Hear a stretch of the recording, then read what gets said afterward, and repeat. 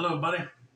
Welcome back to Tin Man Score Channel. I'm your host, Jeffrey Tin Man Taylor, and today I'm finishing off my Shining Gold Tales marathon for you guys. This was titled 4 True Scary 7-Eleven Horror Stories. So without further ado, I'm going to turn these lights off, move the camera up here for you guys, and let's get this reaction on the road and in the bag, shall we? Okay, here we go.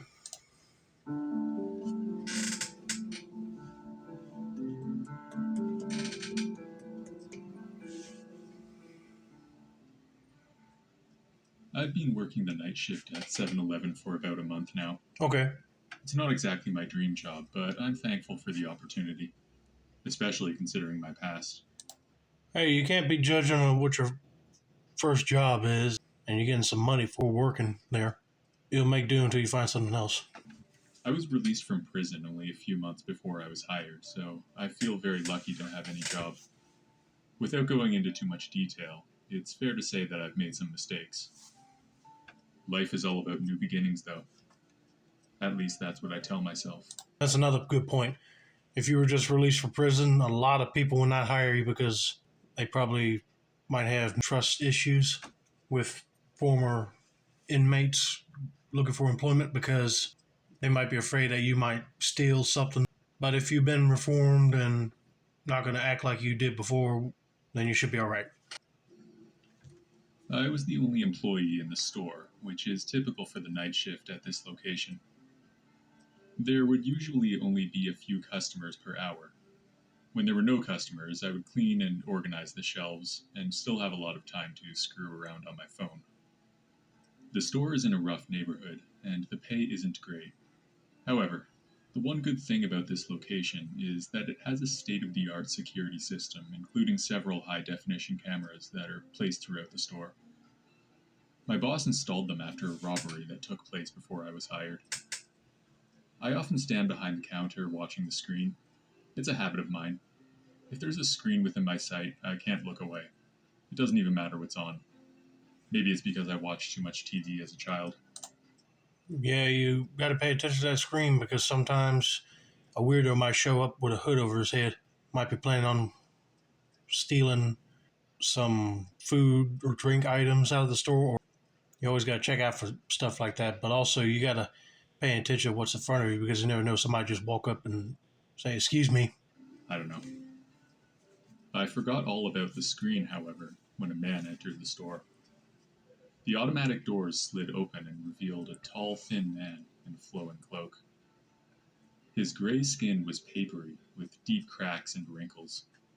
An unmistakable look of agony was present on his face. He walked through the door slowly and approached the counter where I stood in shock. "Hello, sir? How can I help you?" I said, trying to pretend that he was a regular customer. He didn't say a word, just stared at me with bloodshot eyes. Strangely, the man seemed familiar, as if we had met before. But I'm sure I would have remembered someone like this. This man looked like death himself. We stood there in an ominous stalemate for several seconds, but it felt like hours. He didn't move. In order to break the tension, my eyes wandered to the screen with the security footage. My heart sank when I saw that the man wasn't there. I could see myself standing at the counter, facing an empty store. When I looked up, the man was still there, still staring at me with a strangely familiar face. His lifeless skin sagged from his face like it was melting. I must be hallucinating, I thought. This can't be real. Oh, God. The Grim Reaper himself just probably came to pay a visit to you. Oh, man, I hope that ain't no sign of him saying that death is coming for him. That would be scary to see, and especially if you look on the security monitor, he ain't there. Oh, Lordy. I closed my eyes tightly and wished for him to disappear. When I opened my eyes, he was leaning forward, with both hands firmly planted on the counter.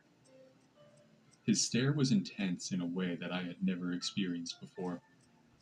It was like he was looking into my soul, like he could see everything inside me. My fears, my insecurities, my past, present, and future. I could feel him searching through my memories, replaying entire segments of my life. Everything stopped when we came to my crime. A robbery where my getaway car struck and killed an innocent pedestrian. Remorse flooded my body, and I began to shake. That is when I realized why the man looked so familiar. He was that pedestrian. Just then, the man faded away into thin air.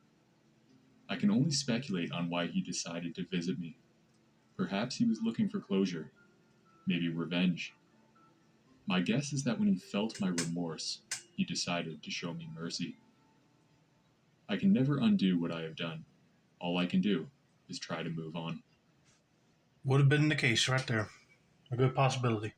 If you remember getting away in a car from robbing a place and you struck an innocent person by accident, oh yeah, there's going to be a lot of guilt washing over you unless you were one of them people that just didn't care about others. He probably came back to haunt you as like a revenge tactic, but when he saw that you were remorseful, he decided to go. But sometimes psychiatrists would say PTSD would probably trigger hallucinations like that. That's probably what happened to him, or there really was a ghost visiting him that night in that 7-Eleven. And that would be creepy. All right, let's get to story number 2.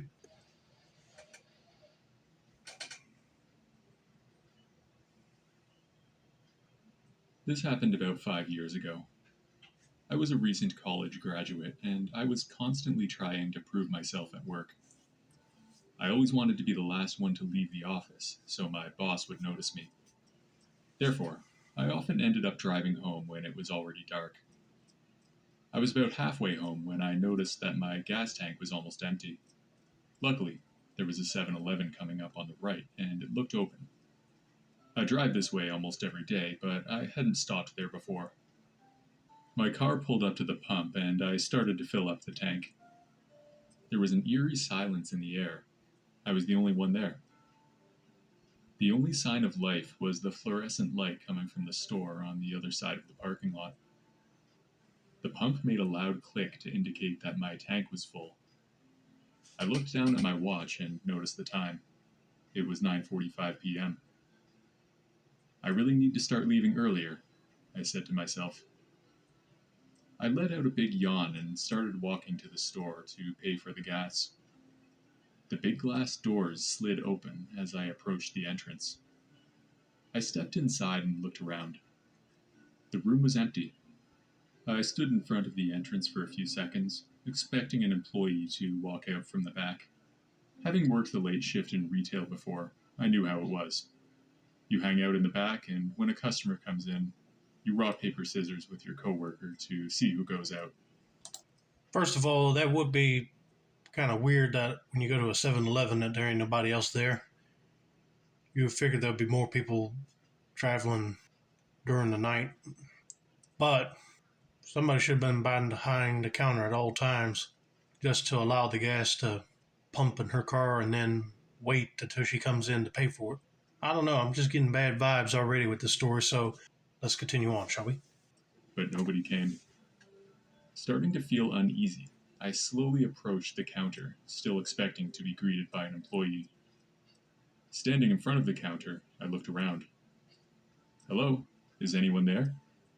I just need to pay for the gas, I said impatiently, hoping someone would hear me and come out. I assumed that the high school kids who worked this shift were just taking their time when I noticed something terrifying. I saw 2 small red drops of what looked like blood on the counter. Something wasn't right. Just then, someone emerged from the back room. He was a scruffy-looking man in his 40s, far from the teenager that I was expecting. He approached the till and conveniently placed his left hand over the drops on the counter. "Can I help you, sir?" he mumbled. Yes. I just need to pay for the gas," I said awkwardly. My spidey sense was tingling. I didn't believe that this man worked here, but the safest thing to do would be to pay for the gas and then call the police afterwards from the road. Sure," he said. He started pushing buttons on the computer. It was obvious he didn't know what he was doing. A bead of sweat dropped from his forehead, and he looked up at me. "How much do you know?" he grumbled. "Nothing," I said. "I just want to pay and leave." "I'm afraid it's too late for that." Then he pulled out a gun and pointed it directly at me. My whole body trembled as I raised my hands in the air. I didn't beg for my life. It's not that I'm too proud, I just couldn't find the words. Oh man, at this point, I'll be jumping down away from the gun before he fires it off and then run out the door, get in the car and drive away and call the cops. But then by the time they get there, he'll probably been long gone. But yeah, once you see red droplets on the counter, somebody already came in there before you and killed the workers. "It's not personal," he said, laughing. "Any last words?" Then I heard a shot from behind me, and the man dropped to the floor. I turned around and saw a police officer with a smoking gun. They arrived just in time. After I calmed down, I discussed the evening's events with the officer. "The cashier must have triggered the alarm just before they killed him," said the officer. "He saved my life, and I'll never get a chance to thank him," I replied. This was the closest I have ever come to death. It has made me realize that there is much more to life than work. From then on, I always made sure to leave the office with enough time to enjoy my life, because you never know which day will be the last. That is so true. Whew. Thank God the worker hit the silent alarm button before they got killed, even though it's sad to think that he won't be able to thank that person, like he said. But if you see drops of blood, either on the counter or on the floor, that would have been a sign to get out quick and call the cops before the guy sees you and decides to murder you for being a witness. But thankfully, the cops got there before he got shot.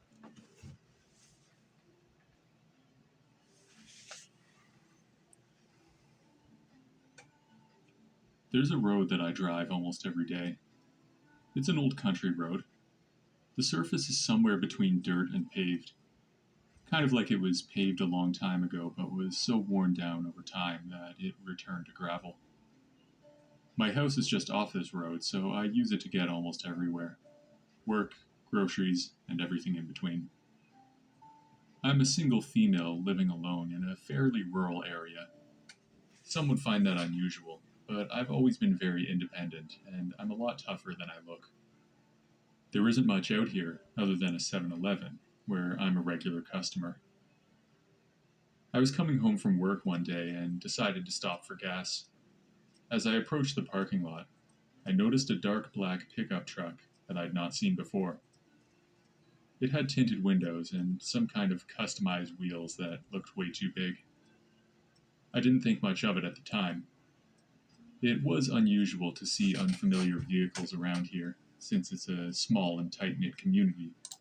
Yeah, you would think it was probably a country boy that modified his truck to look bigger, or it might be just a person that wants to show off that they got money. And that would be weird to see out in the middle of nowhere, unless they're involved in some sort of criminal activity. But you just don't know. But it did happen occasionally. I drove up to one of the pumps and got out of my car. As I was filling my tank, a man approached me from the truck. He was an older middle-aged man, probably in his 50s. He wore a neat button-down shirt with ripped jeans. An odd combination, I thought. I didn't pay attention, I just focused on my car. He kept at least a 10-foot distance between us, and I could tell through my peripheral vision that he was looking at me. Not sure what he wanted, I ignored him. Once my tank was full, I paid for the gas and drove away.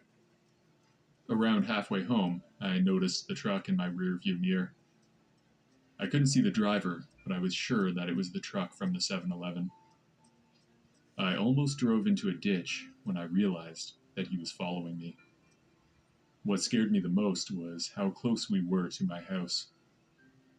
"I can't let him know where I live," I said to myself out loud. I turned down a random road to see if he would follow. To my horror, he did. He was keeping about a 5-car distance between us at the moment. Once we were back on the main road, I decided to drive to the police station. I hoped that would scare him away. As I neared the station, the truck disappeared into the distance. Even though nothing actually happened, I filed a police report anyway. The lieutenant is a friend of mine. I teach piano to his son, so he was very accommodating and took the matter seriously. However, he did say that there was likely nothing they could do. It's impossible to know the intentions of this man. He could have just been a lonely guy with poor social skills, or it could have been something much worse. I haven't seen him around since, and I hope that never changes. Oh man, I hope she don't see him again. Thank God she pulled into the police station, because if she didn't, he would have known where she lived at that night. But I don't want to know. It's all over with, and she's living life to the fullest now. All right, let's get to story number 4.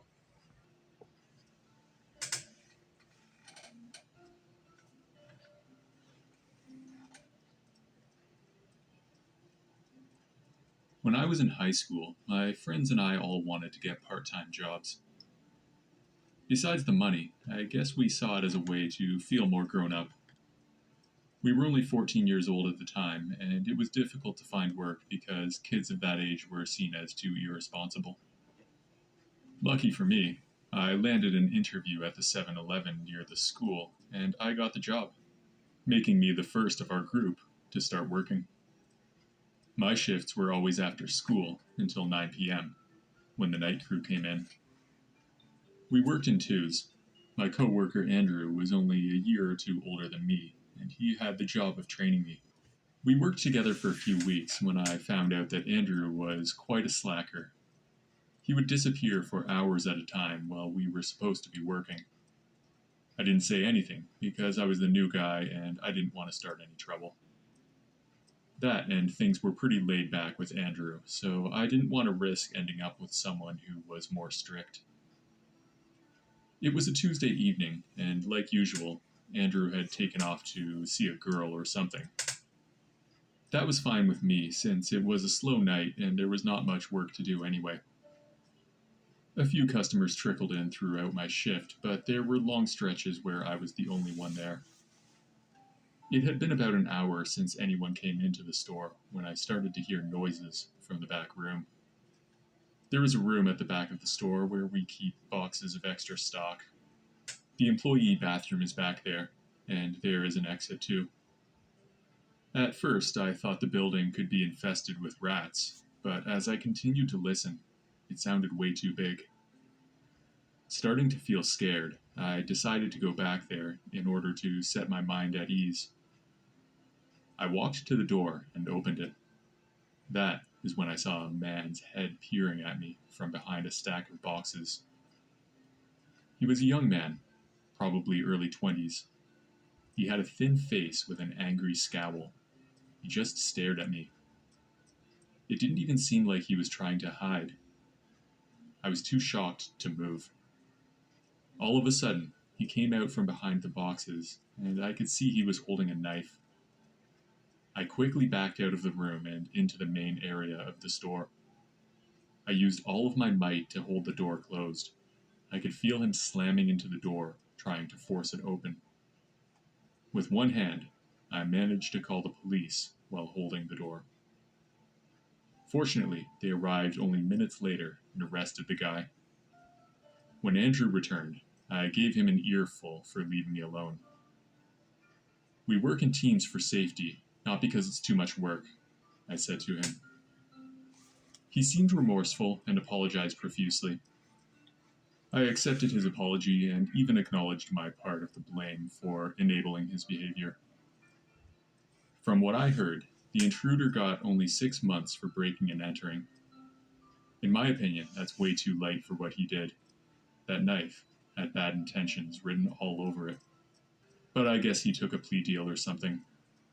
I'm not too sure about how all that legal stuff works. I worked there for another year or so until I found another job that pays a little more. If you work in retail, remember that there's safety in numbers. If you're lucky enough to work in pairs, then always watch out for each other, because you never know when you're going to need it. Yeah, I agree too with this guy. Only 6 months? No. If he was psychotic looking in the face and had a knife in his hand and he charged at him, that would be like at least 15 to 20 years tops, or put him in a mental institution. One. I don't know how law stuff works like he said, but that's ridiculous.